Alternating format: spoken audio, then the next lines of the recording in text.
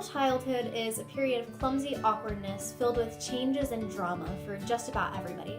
Here to talk with us today is a group of average college students just trying to earn their degree from TCNJ, special education majors Marissa and Amanda, deaf education major Annie, me, and speech pathology major Tiffany are here to discuss the moral development of middle school age children. So Amanda, what is some information that you can give us about your average middle schooler? The average middle school student is going through many changes both in their physical lives as well as their mental and emotionally. For most, it is their first time switching classes in school, which means they need to pay close attention to which materials they need and be much more organized. There is more independence and the teachers aren't always holding their students' hand. On top of all that, they're undergoing changes in their body, which complicates things even more. Overall, the life of a middle schooler is anything but simple. You got that right, Amanda. So Tiffany, there are different theorists who focus on the moral development of middle school age children. Can tell us about Piaget and what his theory says about moral development around the middle school age. Piaget recognized that cognitive development is closely tied to moral development and was interested in the way children's thoughts about morality changed over time. He believes that children see the world through the lens of a heteronormous morality. He explains that before middle childhood, we believe that adults have power over us and that they must be followed.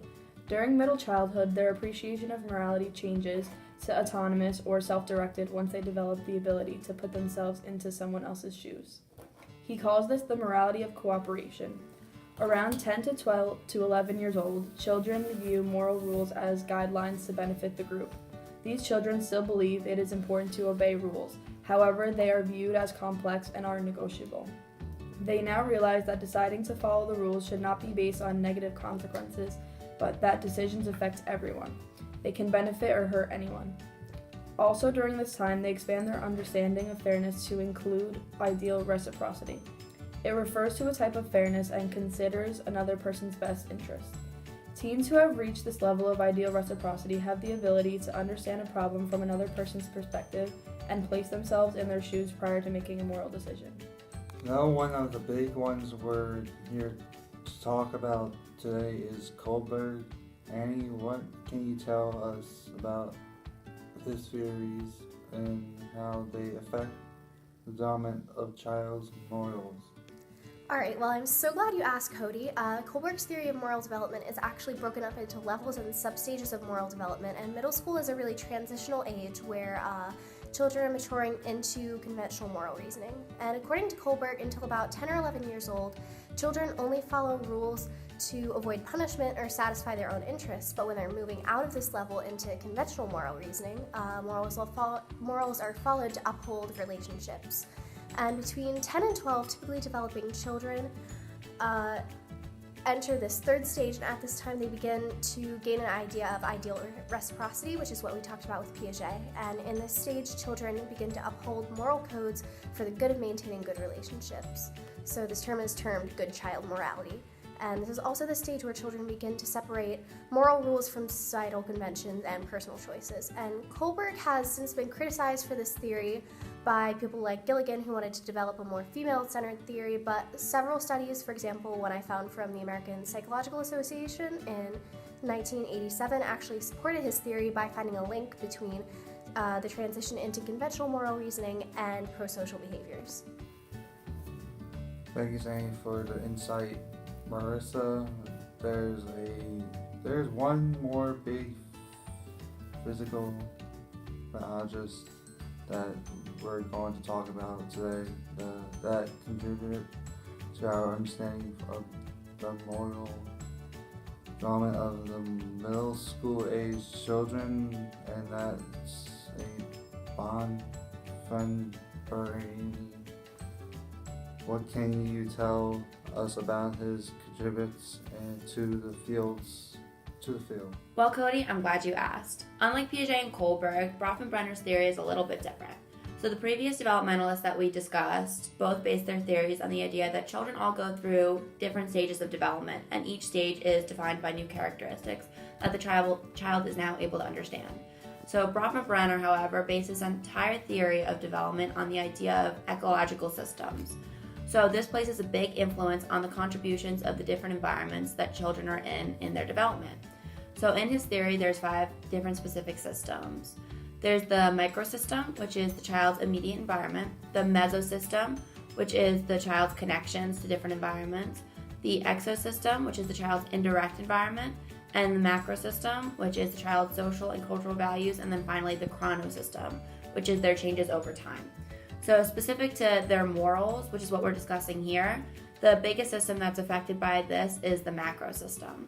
So Bronfman-Brenner believed that children learn morality by modeling their behavior of others in their family, their culture, and religion. So what they see in their environment or their macrosystem therefore directly impacts and shapes their morals and influences their perception of what is considered to be right and wrong. Wow, all 3 of these developmentalists contributed a lot of information into what we know and understand about middle childhood. Is there anything else that you 4 can tell us about middle school age children and what makes them so annoying to just about everyone around them?